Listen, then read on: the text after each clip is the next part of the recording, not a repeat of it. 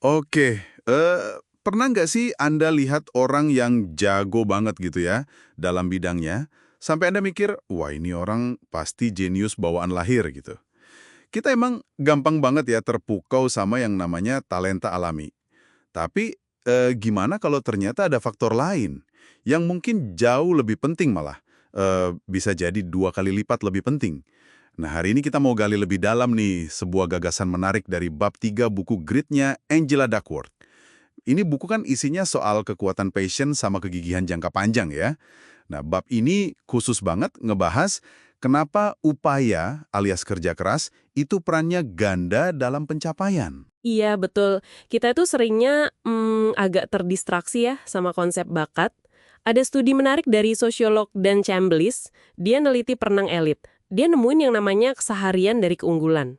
Intinya gini, performa yang luar biasa itu ternyata bukan hasil satu aksi ajaib gitu, tapi gabungan dari puluhan keterampilan kecil yang kelihatannya biasa aja, tapi dilatih terus-menerus dengan tekun sampai jadi kebiasaan. Terus dieksekusi bareng-bareng. Jadi nggak ada yang spektakuler gitu dalam satu gerakan. Justru konsistensi sama gabungannya itu yang bikin unggul. Tapi ya gitu deh, cerita soal bakat alami itu kok rasanya lebih menarik ya. Mungkin karena proses kerja kerasnya yang panjang itu jarang kelihatan kali ya. Oke, menarik nih. Mari kita bedah ya. Jadi ini bukan soal sulap atau bakat misterius gitu ya. Dan studi Chambliss tadi, itu contoh nyata berarti ya, gimana upaya itu ngebentuk keunggulan? Betul sekali, studi Chambliss itu ilustrasi bagus banget. Keunggulan itu dibangun ya pelan-pelan, bata demi bata, lewat latihan yang konsisten. Itu kan inti dari upaya.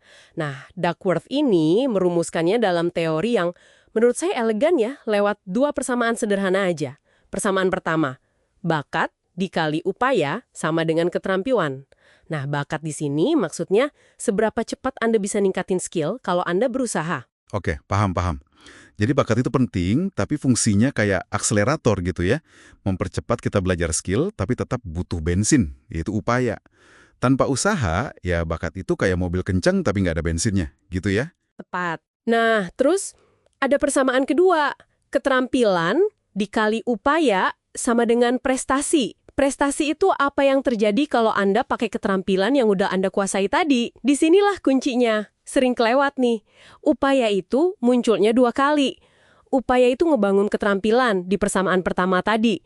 Terus upaya juga yang bikin keterampilan itu jadi produktif, menghasilkan sesuatu. Itu di persamaan kedua. Nah, ini dia nih. Ini yang menurut saya sangat menarik. Upaya dihitung 2 kali. Jadi, kerja keras itu nggak cuma bantu kita jadi lebih baik, jadi lebih bisa, tapi juga jadi mesin yang bikin kita pakai kemampuan itu buat mencapai sesuatu. Wah, pantas aja ya ditekankan banget peran gandanya ini. Persis, contoh gampangnya mungkin Will Smith ya. Dia kan sering bilang tuh, kalau dia nggak ngerasa jadi orang yang paling berbakat secara alami. Tapi dia ngaku punya etos kerja yang, dia sebut konyol dan luar biasa. Dia sadar banget bedain antara bakat yang dia anggap bawaan sama keterampilan. Nah, keterampilan ini menurut dia hasil dari latihan berjam-jam, terus-menerus. Wah, ngomongin etos kerja konyol kayak Will Smith gitu, jadi ingat studi klasik dari Harvard soal tes treadmill itu. Itu kan menarik ya, karena nguji sesuatu yang lebih dari sekedar fisik. Betul. Tes itu kan dirancang buat ngukur stamina sama kekuatan tekad mahasiswa. Dilihatnya dari berapa lama mereka kuat lari di treadmill yang dibikin makin susah. Nah, puluhan tahun kemudian, peneliti George Phelan ngelacak lagi peserta-peserta ini. Temuannya cukup mengejutkan loh. Ternyata berapa lama mereka bertahan di treadmill waktu umur 20-an, itu kan cerminan kemauan buat terus maju meski susah ya. Itu jadi prediktor kuat buat penyesuaian psikologis yang baik di sepanjang hidup mereka. Dan ini hasilnya tetap signifikan loh, bahkan setelah faktor kebugaran fisik awal diperhitungkan. Ini nunjukin betapa pentingnya ya upaya dan kegigihan dalam maraton kehidupan kita. Tadi apa artinya semua ini buat Anda nih, para pendengar? Pesannya jelas banget ya. Potensi Anda itu bukan takdir kaku yang nggak bisa diubah. Prestasi Anda itu sangat bergantung pada kerja keras Anda. Dan pengaruhnya itu ingat, ganda. 2 kali lipat. Usaha Anda itu membangun fondasi skill, sekaligus jadi energi yang mengubah skill itu jadi prestasi nyata. Ini kan berarti kita punya kontrol lebih besar ya atas hasil kita. Intinya sih gini, Bakat itu penting nggak bisa kita pungkiri lah. Tapi upaya itu yang ngebangun keterampilan dan bikin keterampilan itu menghasilkan pencapaian. Tanpa upaya, bakat itu ya cuma potensi aja, nggak jadi apa-apa. Potensi yang tidur. Dan tanpa upaya, keterampilan itu ya cuma sesuatu yang Anda bisa lakukan di atas kertas, tapi nggak pernah benar-benar jadi kenyataan, jadi sesuatu yang bermakna. Jadi gitu ya. Lain kali kalau Anda lihat pencapaian orang yang luar biasa, coba ingat lagi dua persamaan dari Duckworth ini. Mungkin yang Anda saksikan itu bukan cuma bakat murni, tapi sebenarnya puncak gunung es dari ribuan jam upaya yang konsisten.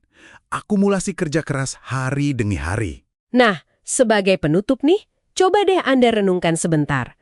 Pikirkan satu aja keterampilan penting yang udah berhasil Anda kembangin. Coba kira-kira seberapa besar sih peran kecepatan belajar alami Anda, alias bakat, dibandingin sama jam terbang, latihan, pokoknya kerja keras alias upaya yang Anda curahkan. Terus, yang nggak kalah penting, bagaimana upaya Anda yang terus-menerus itu akhirnya mengubah keterampilan tadi jadi sebuah prestasi nyata. Sesuatu yang bisa Anda lihat hasilnya. Nah, merenungkan ini bisa kasih perspektif baru loh tentang perjalanan Anda sendiri.